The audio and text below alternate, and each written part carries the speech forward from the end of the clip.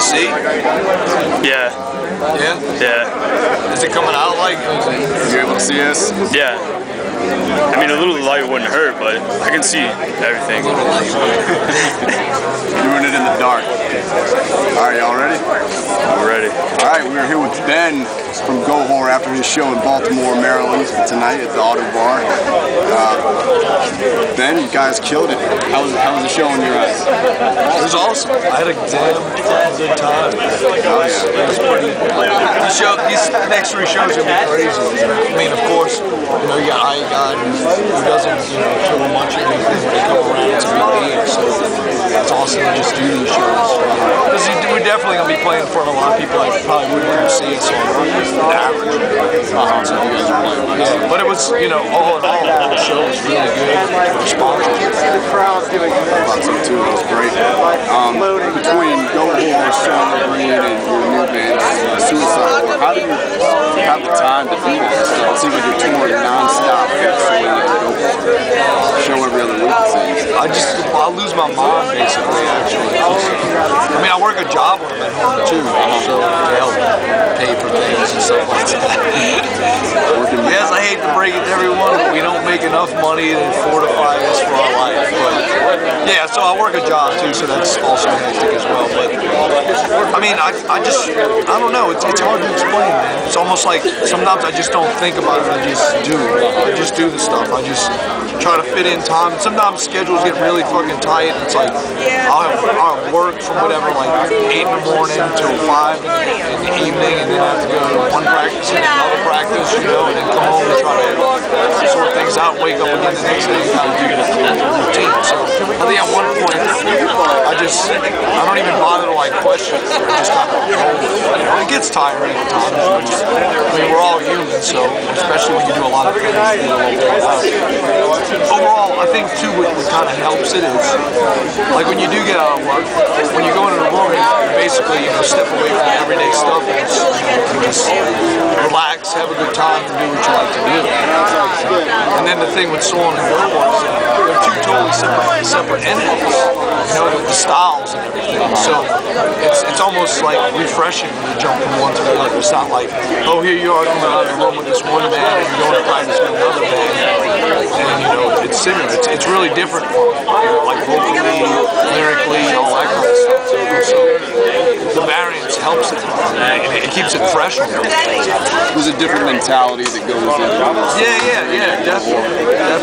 Does that go with the writing process as well? Yeah, well, I mean, you can clearly pick it out. I mean, Goatwhore's the evil, fucking, you know, tight, fucking old school metal, and Soul and Green is just fucking whack out shit, you know, constant fucking, never repeating, always fucking changing parts and shit like that. So, I mean, Soul is a little more complex, you know, but it offers the difference there, you know.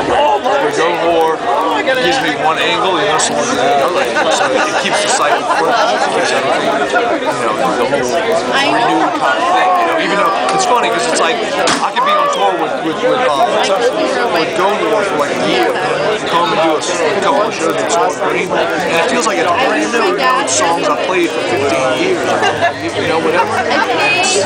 It makes it feel good because I hadn't done it. And it's like the same thing when I go from Soul and Goatwhore too. I'll play some of the older songs. It's like, wow, man, we haven't played some of these songs so long. They feel new. So I think that kind of adds to the whole inspiration, you know, motivation as well. Speaking of new, the new Goatwhore record, Carving Out the Eyes of God, which is fucking awesome. How is it doing in your eyes? Are you satisfied with the record? Get out of here. I guess it's alright. I mean, I've kind of come to a point where I don't really follow what the record does anymore, you know. I'm just kind of like, I kind of threw all that shit to the back and I was like, look, I'm going to go on the road and have a good time, play the shows, have a good time on stage, you know, and just hopefully everyone else will have a good time. It'll just be like a little get together and I won't really bother. I mean, I will say that I'm really happy with how this record came out. I think everybody in the band is really happy. Just overall, I mean, we're striving for a lot of things, especially like beefy, sick guitar tone. And the whole like old school so everything came out, you know, a lot like we want. I mean, everything's not always perfect because you do have your little flaws. And overall, out of all the records because all kinds of bands always say that. Oh well, our new one is going to be this, and it's not that. It's just that going into the studio, it felt the most comfortable. I mean, if you know the history of the band, we've had our cycles of ups and downs, and things going on, shifting members, and you know things that went on during writing structures, like the whole hurricane thing that went on during Curse, things like that. And this time we didn't have anything like that, and we prepared really hard before we went in. So when we went in, it made like the process a little easier to flow at the studio. So it made it comfortable and fun to do. You said in a recent interview about this last record, Carving Out the Eyes of God, that it was light on the black, heavy on the metal. Is that something? Well, actually, I'll have to say that's Sammy's quote. When we were sitting down talking about things and working on new stuff for the record, you know, he said that because, you know, I think on this record it'll be light on the black and heavy on the metal. And meaning, when I'm saying heavy, you know, when we say heavy on the metal, we mean like traditional ways of like Judas Priest, you know, Maiden, Venom, Celtic Frost, Motorhead, where they had the rock and roll still in with the metal. It was like the evolution of what metal became from rock and roll in a sense, you know. They still had that root of like a hook or a riff, you know, that kind of just, it's not anything technical, but it's driven. It just grabs you and pulls you in. Awesome. You guys recently switched bases. How is the transition been? It's been moving along.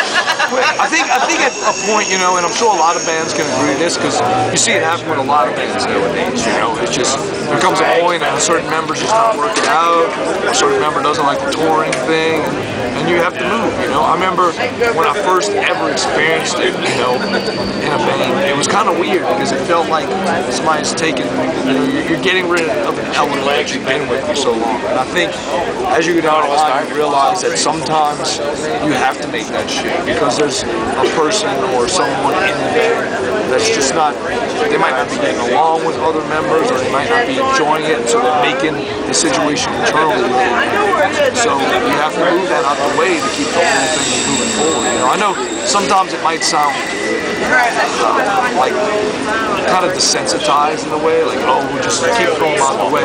But you know, you go through that stage in the beginning where you do feel like you lost like the first one.